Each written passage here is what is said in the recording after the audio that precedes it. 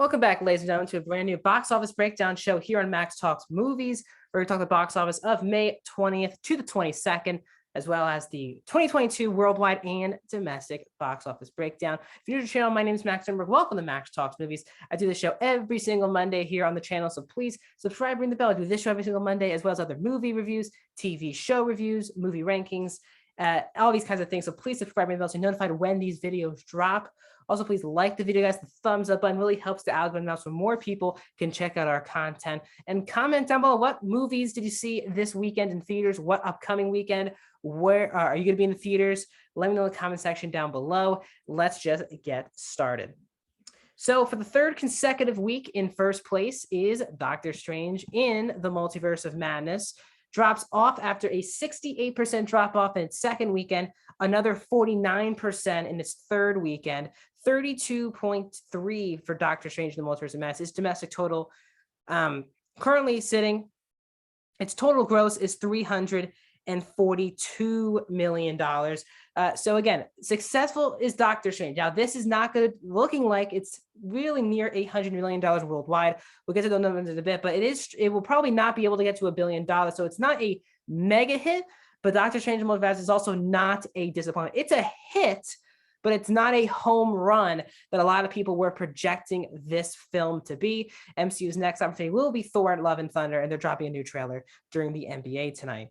Number two is one of the two new releases that came out this past weekend, which is the second film in a Downton Abbey film spin-off series, which is, spin-off of the TV show. Downton Abbey: A New Era made $16 million in its opening weekend. It made 31 when the original film came out in 2019. And again, you can definitely tell that the biggest reason why is that older moviegoers are the ones that are just not going back to the theater, and this movie skews old. So it seems like a lot of those people are waiting for this one to come out on PVOD, which I assume would not be that long. I don't really see the legs in Downton Abbey 2.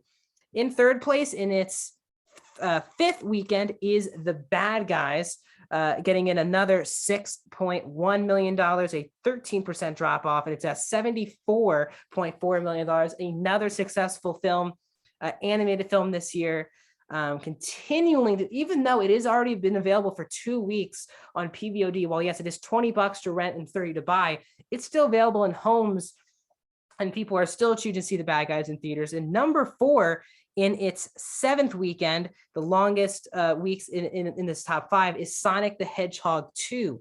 Gets another $4 million this weekend, 12% drop off. Its domestic total is up to 181. So completely successful for Paramount. And as I'm reporting this, it was actually announced today that tomorrow, May 24th, this will be available for free for Paramount Plus subscribers. So more likely this film would maybe get out of the top five for the first time. 7 weeks is a long time. So a big win for Paramount. They've already had other wins like The Lost City, Jackass Forever, and Scream. Big wins. And obviously they've had their biggest movie coming out possibly of the year with Top Gun Maverick this upcoming week. So Paramount really feeling it and hanging in the top five. In its opening weekend, it's the second new film this week, Men from May 24. Alex Garland's new film made $3.2 million. I do really like Alex Garland, and I actually really like this film, but his movies are just not very much commercial successes. While Ex Machina was by far, it didn't even open over $20 million. So this Annihilation and also Ex Machina domestically just did not do well. This so far is his lowest opening to date.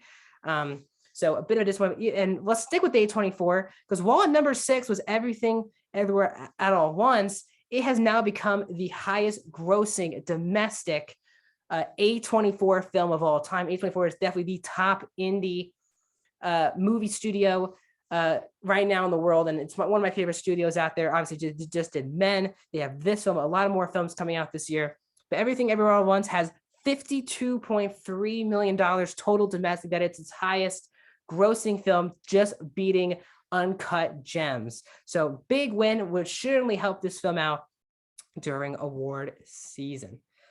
Let's look at the total domestic gross for 2022. The Batman is still hanging on to that number one spot for maybe one more week, 369 domestically.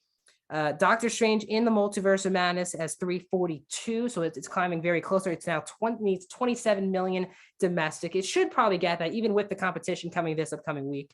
Sonic 3 is at 181. It needs 19 million to get to 200. Definitely will not so, especially with it going on Paramount Plus.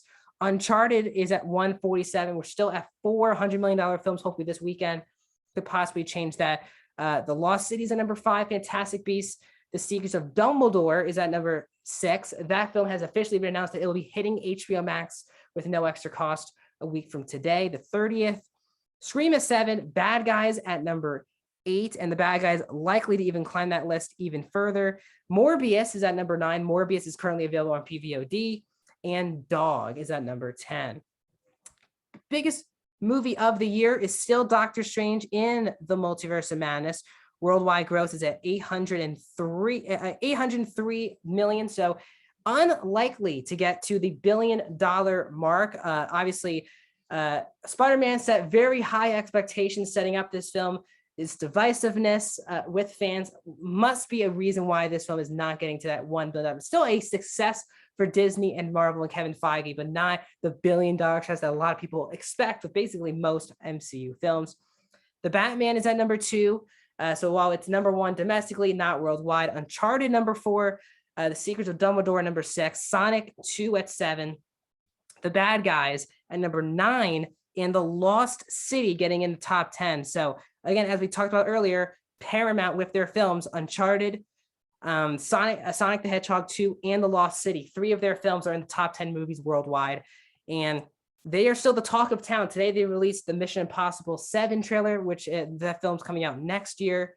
But more importantly for them, Top Gun Maverick is the last week of May here theatrically. It is the biggest movie for Paramount this year and the first bit of competition for Doctor Strange in the Multiverse of Madness. It'll be its 4th weekend. Top Gun Maverick and the Bob's Burger movie are both opening exclusively in theaters.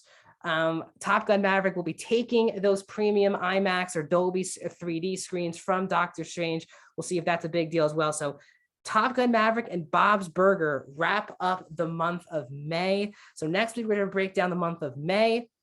Break down not just May, the domestic, this past weekend. How does Top Gun Maverick, it just needs to hit, I think, $65 million to be the highest grossing Tom Cruise film of his career. We will see if he gets there. We have a massive June ahead. So next week on the show, we're going to recap this upcoming week's box office, domestic, worldwide, and the weekend. And we're also going to preview a pretty heavy and competitive June box office. Really feeling like the summer is starting with Doctor Strange and Top Gun, but every week in June, for the most part, we have a big franchise movie coming out. So I can't wait to break down with you next week. As well as other reviews are coming out on this channel soon, including Obi-Wan episode 1 and 2 spoiler review on Friday. Stranger Things season 4 part 1 spoiler breakdown that'll be coming out, as well as a review of Top Gun Maverick. Thanks so much for joining me on this breakdown, and I will see you guys very, very soon.